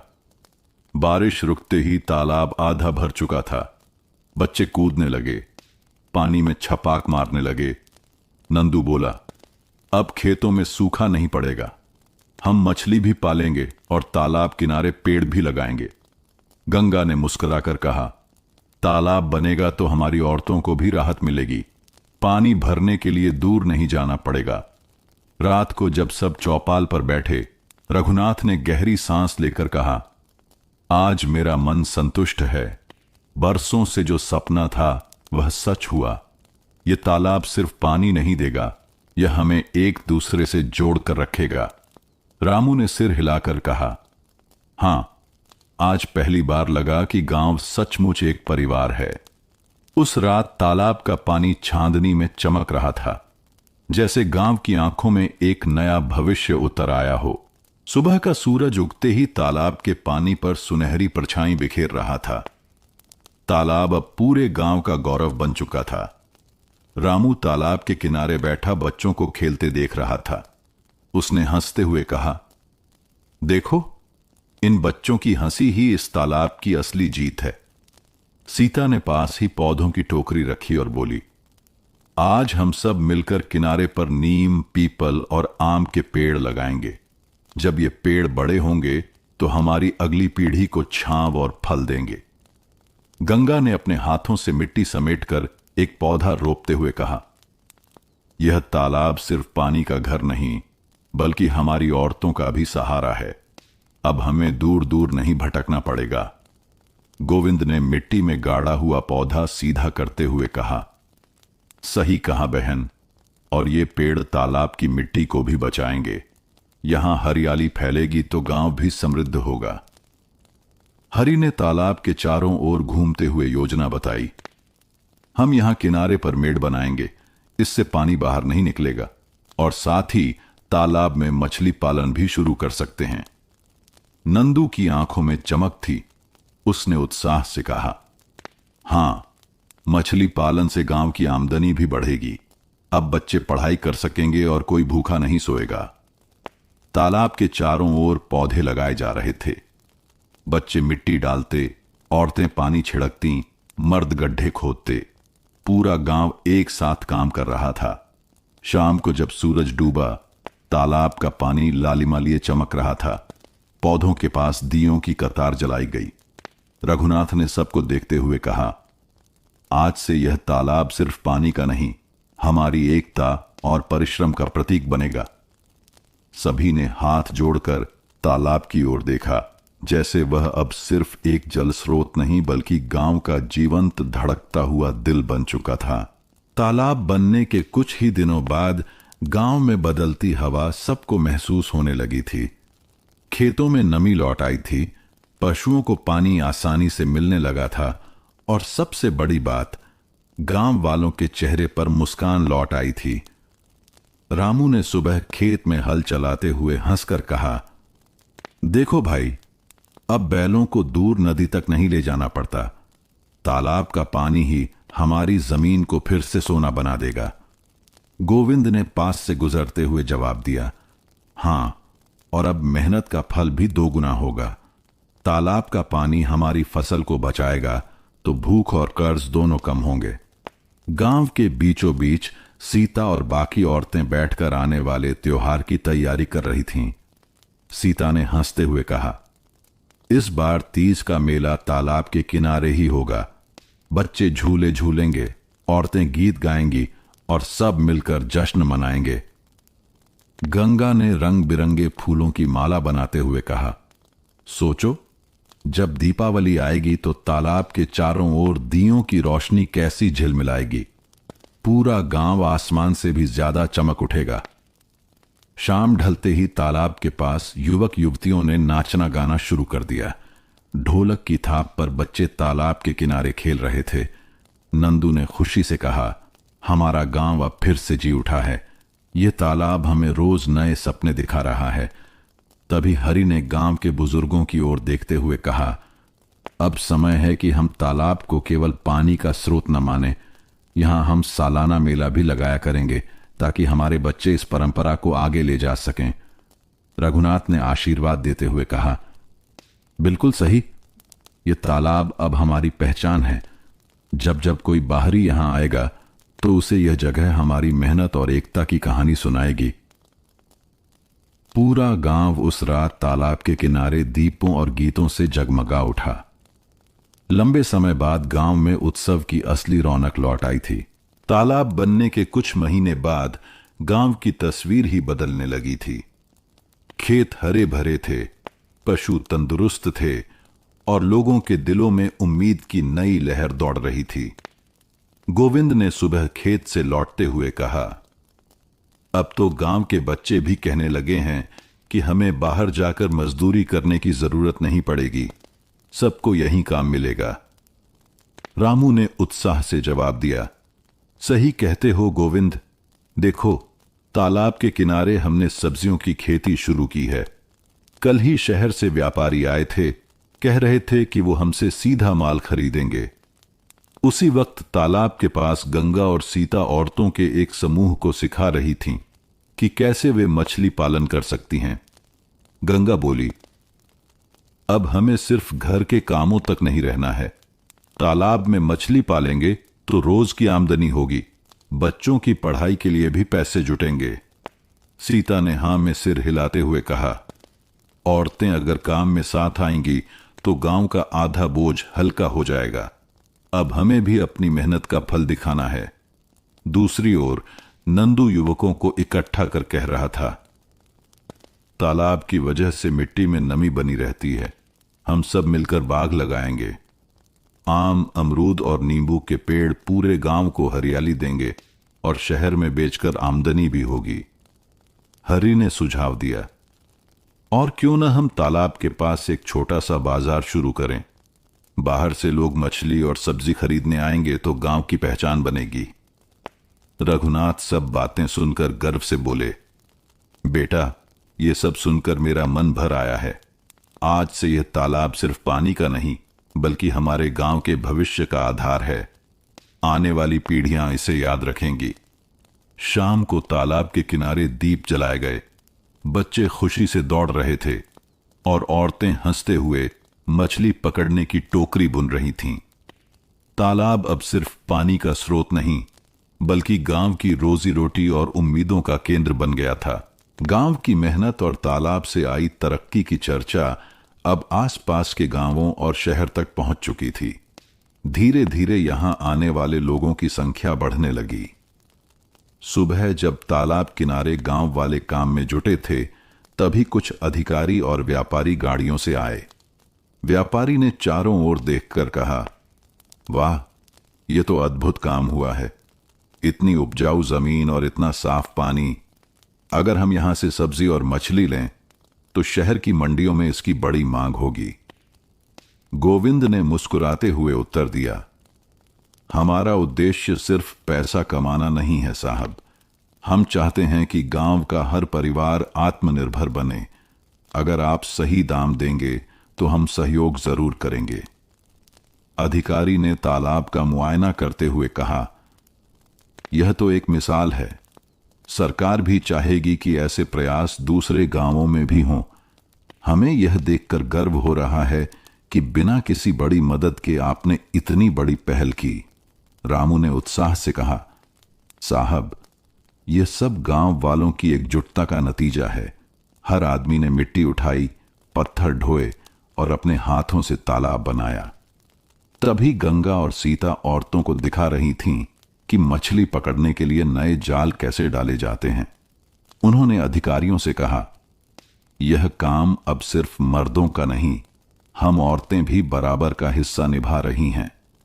हमारे बच्चों की पढ़ाई और परिवार की खुशहाली अब इसी तालाब से जुड़ी है। नंदू युवकों के साथ आम और अमरूद के पौधे दिखाते हुए बोला, देखिए साहब, ये बाग आने वाले सालों में गांव की पहचान बनेगा। यहां हरियाली होगी और लोग दूर दूर से फल खरीदने आएंगे। हरि ने जोड़ा, हम सोच रहे हैं कि तालाब के पास हफ्ते में एक दिन मेला लगे जिसमें आसपास के गांवों के लोग भी आकर सामान बेचें। इससे सबको रोजगार मिलेगा। रघुनाथ चुपचाप सब सुन रहे थे। थोड़ी देर बाद बोले, बेटा, आज मुझे लगता है कि हमारी मेहनत रंग लाई। पहले लोग इस गांव को भूख और पानी की किल्लत से जानते थे, अब यह गांव तरक्की और एकता की मिसाल बनेगा। शाम तक गांव में घमाघमी बनी रही। व्यापारी अगले हफ्ते समझौते के लिए आने का वादा करके चले गए और अधिकारी गांव को आदर्श ग्राम घोषित करने की संभावना जताकर लौटे। उस रात गांव वाले तालाब किनारे दीप जलाकर उत्सव मनाने लगे। बच्चों के गीतों और ढोलक की थाप से पूरा गांव गूंज उठा। गांव अब सिर्फ एक जगह नहीं रहा बल्कि एक प्रेरणा बन चुका था। गांव की पंचायत ने तय किया कि तालाब के पास रविवार को पहला मेला लगाया जाएगा। यह सिर्फ व्यापार के लिए नहीं बल्कि गांव की खुशियों और पहचान का उत्सव होगा। सुबह से ही तालाब के किनारे हलचल मच गई। गोविंद और रामू ने युवकों को बांस और रस्सियों से छोटे छोटे स्टॉल लगाने का काम सौंपा। सब जगह साफ सुथरा होना चाहिए। आने वाले मेहमानों पर पहला असर यहीं से पड़ेगा, गोविंद ने कहा। गंगा और सीता ने औरतों के साथ मिलकर तरह तरह के पकवान बनाए। चावल की खीर, गुड़ की जलेबी और चने की नमकीन। आज हम दिखाएंगे कि गांव की रसोई किसी से कम नहीं, गंगा ने मुस्कुराकर कहा। नंदू और हरी बच्चों के साथ झूले और खेल तैयार कर रहे थे। अगर बच्चों का मन लगा रहा तो मेला अपने आप रौनक से भर जाएगा, हरी ने हंसते हुए कहा। दोपहर तक आसपास के गांवों से लोग आना शुरू हो गए। कोई बैलगाड़ी से, कोई पैदल, तो कोई साइकिल पर। तालाब के चारों ओर बने स्टॉल रंग बिरंगे कपड़ों और सजावट से जगमगाने लगे। व्यापारी भी शहर से आए थे। उन्होंने गांव की सब्जी, अचार और मछलियों का स्वाद चखा और बोले, ये तो बिल्कुल ताजा और बेहतरीन है। शहर में इसकी बहुत मांग होगी। सीता ने जवाब दिया, हम चाहेंगे कि सही दाम पर हमारा सामान बिके ताकि हर परिवार का भला हो। मेले में बच्चे मिट्टी के खिलौनों की दुकान पर उमड़े हुए थे। रामू हंसते हुए बोला, देखो, मिट्टी से बने इन छोटे छोटे घोड़ों और पंछियों ने सबका दिल जीत लिया। शाम होते होते ढोल नगाड़े बजने लगे, औरतें लोकगीत गाने लगीं और मर्द नाचने लगे।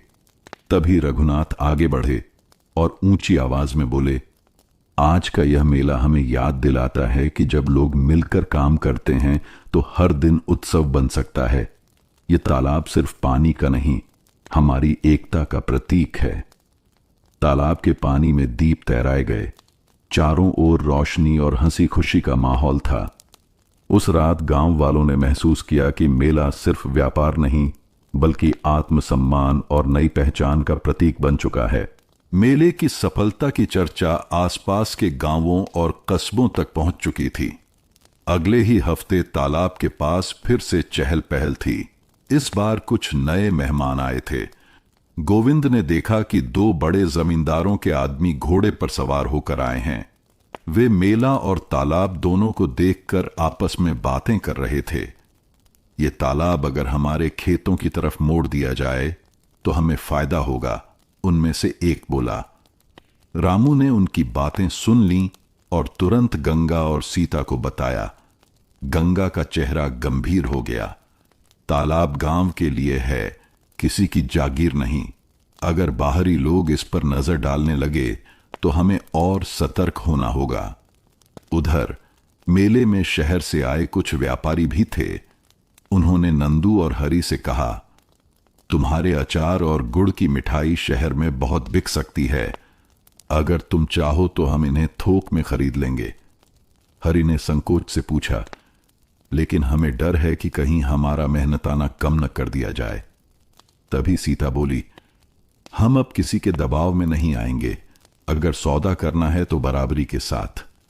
शाम को पंचायत में सब इकट्ठा हुए। रघुनाथ ने गंभीर आवाज में कहा, आज हमें दो बातें साफ समझनी होंगी। पहला, तालाब और मेला हमारी एकता के प्रतीक हैं, इन पर कोई कब्जा नहीं करेगा। दूसरा, अगर हमें व्यापार करना है तो अपनी शर्तों पर करेंगे ताकि गांव की मेहनत का सही मूल्य मिले। गोविंद ने सहमति जताई।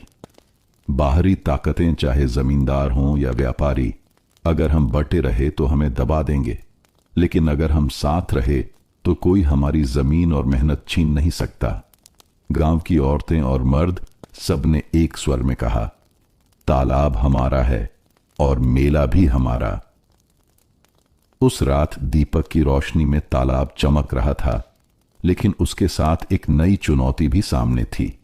गांव वालों ने ठान लिया था कि अब वे सिर्फ उत्सव ही नहीं मनाएंगे, बल्कि अपनी मेहनत और एकता की रक्षा भी करेंगे। सुबह होते ही पंचायत चौपाल पर सब इकट्ठा हुए। रघुनाथ ने सबसे पहले बात रखी, हमने ठान लिया है कि तालाब और मेला किसी बाहरी हाथ में नहीं जाएगा। अब हमें ठोस योजना बनानी होगी। गोविंद ने सुझाव दिया, तालाब की देखरेख के लिए हमें बारी बारी से पहरा देना होगा। हर रात 2 लोग तालाब के पास डेरा डालें ताकि कोई चोरी छिपे काम न कर सके। रामू बोला, मैं और नंदू पहली रात पहरा देंगे। हम दोनों वैसे भी अक्सर देर तक बातें करते रहते हैं। इस पर सब हंस पड़े, लेकिन योजना को सबने गंभीरता से लिया। सीता ने कहा, औरतों का भी योगदान होगा। हम मिलकर तालाब की किनारियों पर पौधे और फूल लगाएंगे। इससे तालाब सुंदर भी होगा और बाहरी लोगों को साफ दिखाई देगा कि ये जगह हमारी देखभाल में है। गंगा ने समर्थन करते हुए कहा, और जब जब मेला लगेगा उसका हिसाब किताब गांव के लोग मिलकर करेंगे। व्यापारी सौदा करें, लेकिन नियम हमारे होंगे। मुनाफा गांव के हर घर तक पहुंचेगा। तभी हरि ने सोचा और बोला, अगर हम अपने सामान का नाम और निशान बना लें तो व्यापारी हमें धोखा नहीं दे पाएंगे। जैसे हमारे अचार पर गांव का नाम लिखा हो, खेतपुर का अचार। नंदू ने तुरंत ताली बजाई। वाह, ये तो बढ़िया रहेगा। नाम भी फैलेगा और इज्जत भी बढ़ेगी। रघुनाथ ने सबकी बातें ध्यान से सुनकर निष्कर्ष निकाला, तो आज से तालाब और मेला दोनों की रक्षा का काम शुरू होगा। पहरा लगेगा, पौधे लगेंगे और व्यापार अपने नाम से होगा। याद रखो, जब तक हम एकजुट हैं तब तक कोई ताकत हमें हिला नहीं सकती। गांव वाले तालाब के किनारे इकट्ठा हुए। बच्चों ने पौधे लगाए, औरतों ने गीत गाए और मर्दों ने पहरे की शुरुआत की। तालाब का पानी मानो उनकी एकता का आईना बन गया था। गांव में सबके चेहरों पर नई उमंग थी। तालाब के किनारे पौधे बढ़ने लगे थे और हर रात पहरेदार अपनी ड्यूटी निभा रहे थे। मगर यह खबर ज्यादा दिन जमींदार तक छुपी नहीं रह सकी। जमींदार त्रिलोचन सिंह ने अपने खास नौकर कैलाश से कहा, ये गांव वाले अब सिर चढ़ने लगे हैं। तालाब और मेला दोनों पर कब्जा करने की सोच रहे हैं। अगर अभी इन्हें रोका नहीं गया तो आगे चलकर वे हमारी जमीन पर भी दावा करेंगे। कैलाश बोला, हुजूर, डरने की बात नहीं, एक चाल चलते हैं। इनकी एकता तोड़ दीजिए। जब तक ये साथ हैं, मजबूत हैं, इन्हें आपस में लड़ाना ही होगा। त्रिलोचन सिंह ने सिर हिलाया और कहा, ठीक है। खबर फैलाओ कि तालाब के पास छिपा खजाना है, सोना चांदी, जो पुराने समय में दबाया गया था। जब तक गांव वाले उस खजाने के लालच में पड़ेंगे तब तक एक दूसरे से भिड़ेंगे। उधर गांव में गोविंद को यह अफवाह सबसे पहले सुनाई दी। उसने तुरंत चौपाल में सबको इकट्ठा किया और कहा, भाइयों, एक खबर फैलाई जा रही है कि तालाब के नीचे खजाना दबा है। मुझे लगता है यह हमारी एकता तोड़ने की चाल है। रामू ने गुस्से में कहा, हां, यह जमींदार की हरकत ही होगी, लेकिन अगर लोग लालच में आ गए तो मुसीबत खड़ी हो जाएगी। गंगा ने शांत स्वर में कहा, याद रखो, असली खजाना तालाब का पानी है और हमारी मेहनत। सोने चांदी से पेट नहीं भरता। हमें अपनी नजरें असल चीज पर रखनी होंगी। नंदू ने ताली बजाई। सही कहा। अगर हम खजाने की बात में पड़ गए तो तालाब बर्बाद हो जाएगा। हमें सबको समझाना होगा कि यह अफवाह है। रघुनाथ ने सबको चेतावनी दी। सुन लो, अगर किसी ने तालाब खोदने की कोशिश की तो यह गांव की एकता तोड़ने जैसा अपराध होगा। हमें सतर्क रहना होगा। सबने कसम खाई कि वे खजाने की बात पर विश्वास नहीं करेंगे, लेकिन भीतर ही भीतर कुछ गांव वाले इस लालच में उलझने लगे थे। गांव की चौपाल में सबने कसम तो खाई थी कि खजाने की अफवाह पर ध्यान नहीं देंगे, लेकिन इंसानी मन को कौन रोक पाया है। अफवाह धीरे धीरे कुछ लोगों के दिलों में घर कर गई। धनिया ने रात को अपने पति भोला से कहा, सुनो जी, अगर सचमुच खजाना निकला तो सोचो, हमारे भी दिन फिर सकते हैं। भोला ने हिचकिचाते हुए जवाब दिया, गंगा, गोविंद और सब तो कह रहे हैं कि यह चाल है।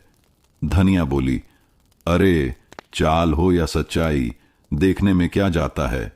अगर वाकई सोना चांदी निकला तो हम भी जमींदार जैसी जिंदगी जी सकते हैं। भोला रात भर करवटें बदलता रहा। सुबह होते ही वह कैलाश के पास पहुंचा और धीरे से बोला, अगर सचमुच खजाना है तो रास्ता कौन दिखाएगा।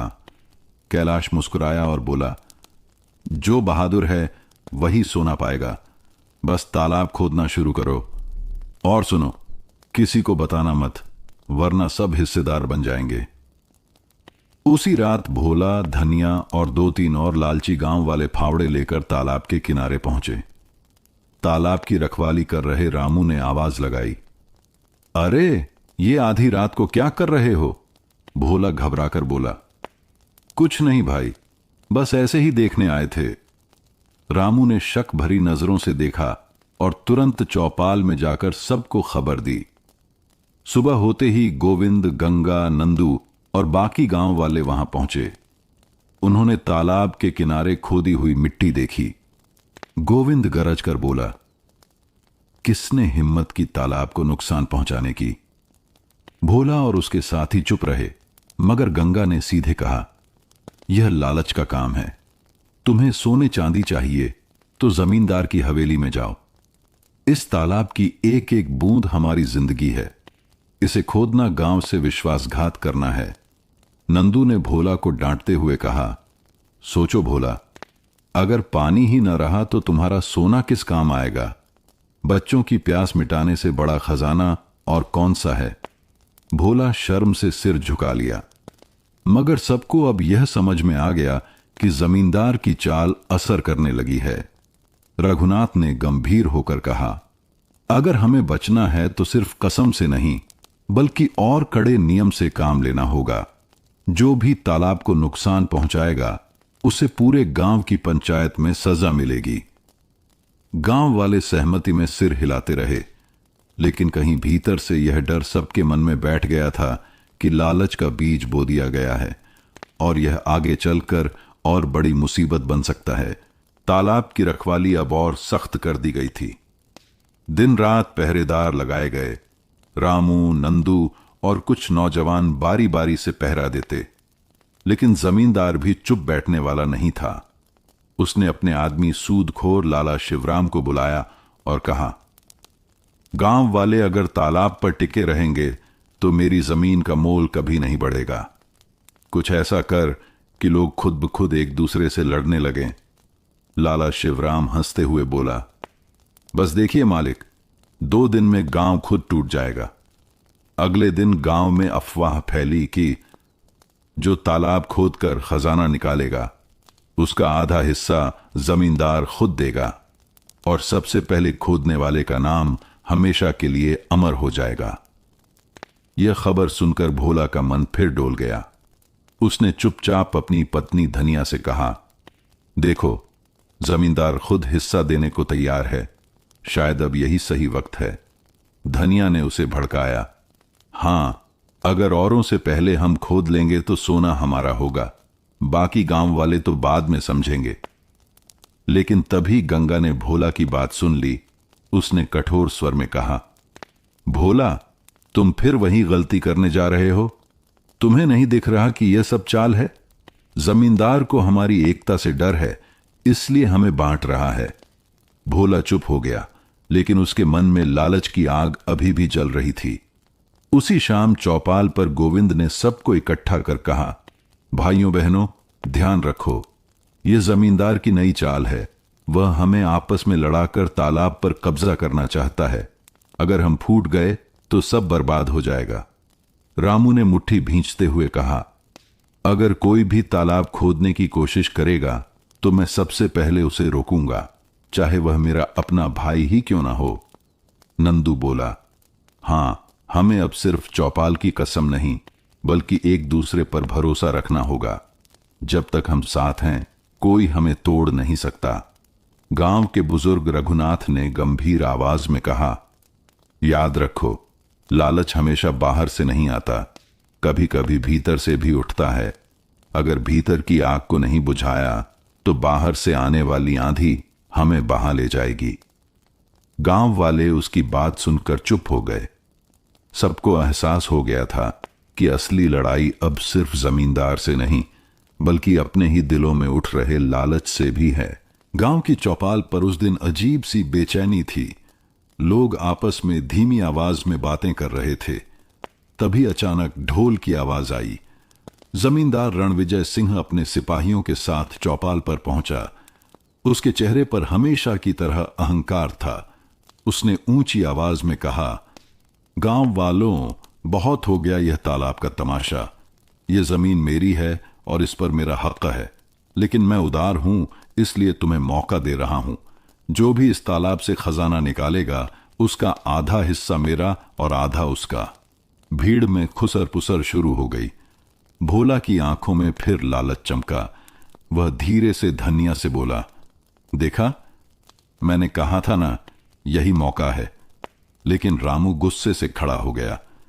जमींदार, यह तालाब अब गांव का है। हमने मिलकर इसे खोदा है। तुम्हारा इससे कोई लेना देना नहीं। जमींदार व्यंग्य से हंस पड़ा। गांव का? हां हां हां, जिस जमीन पर तुम खड़े हो वह भी मेरी है। तुम लोग तो बस मेरे मजदूर हो, और मजदूर कभी मालिक नहीं बनते। यह सुनकर गंगा आगे बढ़ी और दृढ़ स्वर में बोली, मालिक होना जमीन से नहीं, मेहनत से तय होता है। यह तालाब हमारे पसीने की कहानी है। अब कोई ताकत हमें इससे अलग नहीं कर सकती। जमींदार की आंखें गुस्से से लाल हो गईं। उसने अपने सिपाहियों को इशारा किया। तलवारें चमकने लगीं। भीड़ में डर फैल गया। लेकिन तभी गोविंद आगे बढ़ा और ऊंची आवाज में बोला, सुन लो सब लोग, यह वक्त कसम खाने का है। हम तालाब की रक्षा करेंगे, चाहे जान चली जाए। जो भी हमारे बीच फूट डालने आएगा उसे हम सब मिलकर जवाब देंगे। नंदू और कई नौजवान आगे आए। हां, अगर जमींदार की ताकत है तो हमारे पास भी एकता की ताकत है। जमींदार ने सबको घूर कर कहा, ठीक है, तुम सब अपनी एकता पर इतना भरोसा रखते हो तो देखना यह एकता कितने दिन टिकती है। मैं तुम्हें समय देता हूं, पर याद रखना, मेरी तलवार से बचकर कोई नहीं निकल सका। इतना कहकर जमींदार अपने सिपाहियों के साथ चला गया। गांव वाले चौपाल पर खामोश खड़े रह गए। किसी के दिल में डर था तो किसी के मन में गुस्सा, लेकिन सब जानते थे कि अब टकराव टलने वाला नहीं है। जमींदार रणविजय सिंह के ऐलान के बाद गांव में अजीब सा तनाव था। हर कोई जानता था कि अब टकराव से बचना मुश्किल है। रात को जब पूरा गांव सो गया तो रामू, गंगा, गोविंद, नंदू और कुछ और लोग खेत के पास बने पुराने पीपल के नीचे इकट्ठा हुए। रामू ने धीमी आवाज में कहा, जमींदार हमें डराकर भागाना चाहता है, लेकिन अब हम पीछे नहीं हटेंगे। हमें कोई ना कोई रणनीति बनानी होगी। गंगा ने सहमति में सिर हिलाया। सही कह रहे हो रामू, लेकिन यह लड़ाई सिर्फ ताकत से नहीं जीती जा सकती। हमें समझदारी से काम लेना होगा। अगर हम सीधी भिड़ंत करेंगे तो नुकसान हमारा ही होगा। गोविंद ने आगे बढ़कर कहा, हमें पहले गांव की एकता को मजबूत करना होगा। जमींदार फूट डालने की कोशिश करेगा। वह लालच देगा, डर दिखाएगा और कुछ लोगों को अपने साथ मिलाने की कोशिश करेगा। हमें ऐसे लोगों को रोकना होगा। नंदू ने गुस्से में मुट्ठी भींचते हुए कहा, हां, भोला और धनिया पहले ही उसकी तरफ झुकने लगे हैं। हमें उन पर नजर रखनी होगी। गंगा ने धीरे से कहा, हमें औरतों की भी ताकत जोड़नी होगी। जमींदार सोचता है कि औरतें कुछ नहीं कर सकती, लेकिन अगर औरतें एक साथ खड़ी हो गईं तो उसकी सारी योजना धरी रह जाएगी। रामू ने सबको ध्यान से देखा और बोला, ठीक है, तो तय हुआ। हम 3 काम करेंगे। पहला, गांव में एकता की कसम। दूसरा, तालाब की चौकसी। तीसरा, औरतों और बच्चों को सुरक्षित रखना, गोविंद ने कहा। और चौथा काम, हमें बाहर मदद ढूंढनी होगी।